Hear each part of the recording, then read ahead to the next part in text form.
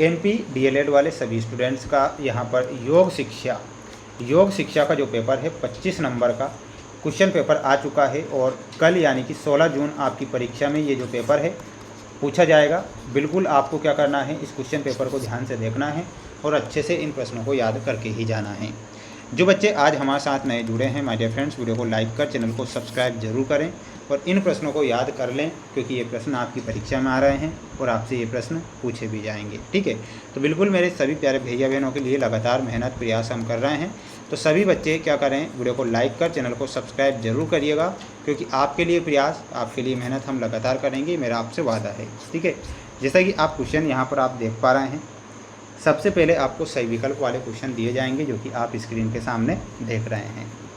Question number first आपसे पूछा जाएगा कि किस प्राणायाम में नाक के स्थान पर मुंह से श्वास ली जाती है। क्वेश्चन क्या है कि किस प्राणायाम में नाक के स्थान पर मुंह से श्वास ली जाती है। प्यारे विद्यार्थियों, ध्यान रखना है, वह जो प्राणायाम होता है उसे शीतकारी प्राणायाम के नाम से जाना जाता है।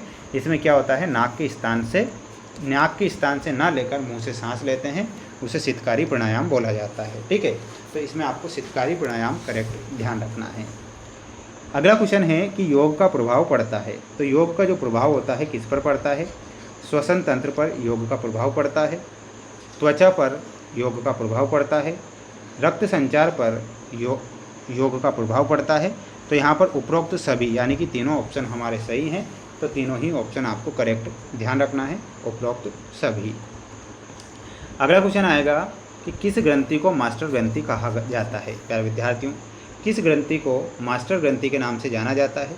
तो यहाँ पर आपको ध्यान रखना है, पीयूष ग्रंथि को, कौन सी ग्रंथि को, पीयूष ग्रंथि को ही मास्टर ग्रंथि के नाम से जाना जाता है। तो इसमें आपको लिखना है पीयूष ग्रंथि।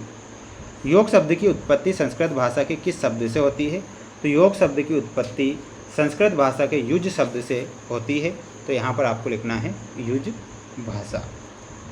अगला क्वेश्चन देखिएगा, अष्टांग योग के प्रतिपादक कौन है। तो माय डियर फ्रेंड्स, महर्षि पतंजलि जो थे अष्टांग योग के प्रतिपादक थे। तो यहाँ पर आपको क्या लिखना है, महर्षि पतंजलि।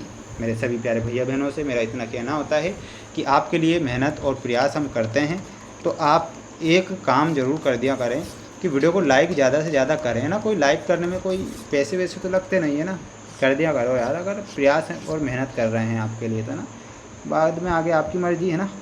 अगला क्वेश्चन देख लीजिए आप, तो पंचकोश की अवधारणा लिखिए, पाचन तंत्र पर योग का क्या प्रभाव लिखिए, योग का शाब्दिक अर्थ व परिभाषा लिखिए। तो ध्यान से इनके आंसर आपको देखना है। देखिएगा आंसर आ चुके हैं, जैसे कि पंचकोश की अवधारणा लिखिए। तो पंचकोश की अवधारणा में आपको क्या लिखना है, पंचकोश का सिद्धांत तैत्तिरीय उपनिषद से लिया गया है। इसके अनुसार मनुष्य का व्यक्तित्व 5 परतों या कोशों से बना है। तो ये दूसरे का आंसर है, 2 नंबर का, ध्यान से स्क्रीनशॉट लेना है आपको। जैसा कि एक होता है अन्नमय कोश, प्राणमय कोश, मनोमय कोश, विज्ञानमय कोश और आनंदमय कोश। तो आपको ये पूरा लिख कर आना है। ठीक है, तो इसका आप क्या करें, इसका एक स्क्रीनशॉट ले लें। मैंने एरो का चिन्ह लगा दिया है ताकि आप समझ सकें। पंचकोश की अवधारणा है ये, तो ये 5 अवधारणाएं आपको लिख कर आना है। अब हम बढ़ेंगे हमारे अगले क्वेश्चन की ओर। जैसा कि आप देख पा रहे हैं, पाचन तंत्र पर योग का प्रभाव लिखिए। तो पाचन तंत्र पर योग का क्या प्रभाव पड़ता है, आप देखिएगा यहाँ पर पाचन तंत्र के बारे में। अंगों की मालिश, मयूरासन और पवन मुक्तासन जैसे आसन पेट के अंगों की मालिश करते हैं, जिससे पाचन अंगों में रक्त संचार बढ़ता है।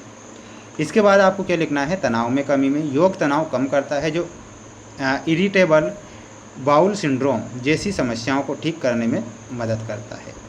अग्नि प्रदीप्त करना, जैसे कि कपालभाति जैसे प्राणायाम जठराग्नि को उत्तेजित करते हैं, जिससे भोजन का अवशोषण बेहतर होता है। तो इतना आप यहाँ पर स्क्रीनशॉट ले लें। ठीक है, इसके बाद में अगला पॉइंट देख लीजिएगा, कब्ज से राहत, विभिन्न ट्विस्टिंग आसन आंतों की गतिशीलता को बढ़ाते हैं। तो इतना आपको यहाँ पर इसका लिखना है। अगला क्वेश्चन देखिएगा, जैसे कि योग का शाब्दिक अर्थ व परिभाषा लिखिए। तो योग का जो शाब्दिक अर्थ होता है इस प्रकार होगा, ध्यान से देखें। योग शब्द संस्कृत की युज धातु से बना है, जिसका अर्थ है जुड़ना या मिलना। आध्यात्मिक स्तर पर इसका अर्थ है व्यक्तिगत आत्मा का परमात्मा से मिलन। तो इतना आपको यहाँ पर योग के बारे में लिखना है, स्क्रीनशॉट इसका ले लें। अब जो इसकी परिभाषा होती है वो इस प्रकार होगी, महर्षि पतंजलि के अनुसार अलग है, श्रीमद् भगवद गीता के अनुसार अलग है। तो दोनों ही परिभाषा आपको याद करके जाना है, जिससे कि आप अच्छे नंबर ला सकें। ठीक है, अब हम बढ़ेंगे हमारे अगले क्वेश्चन की ओर। अगले क्वेश्चन की ओर बढ़ने से पहले मेरे सभी प्यारे भैया बहन एक बार वीडियो को लाइक कर चैनल को सब्सक्राइब जरूर करिएगा। कुंडलिनी योग क्या है, इसके लाभ लिखिए। छात्रों के तनाव प्रबंधन में ध्यान की भूमिका वर्णन कीजिए। अंतःस्रावी ग्रंथियाँ क्या है, अंतःस्रावी ग्रंथियों पर योग का क्या प्रभाव है, लिखिए। ठीक है, इनका आप एक स्क्रीनशॉट ले लें।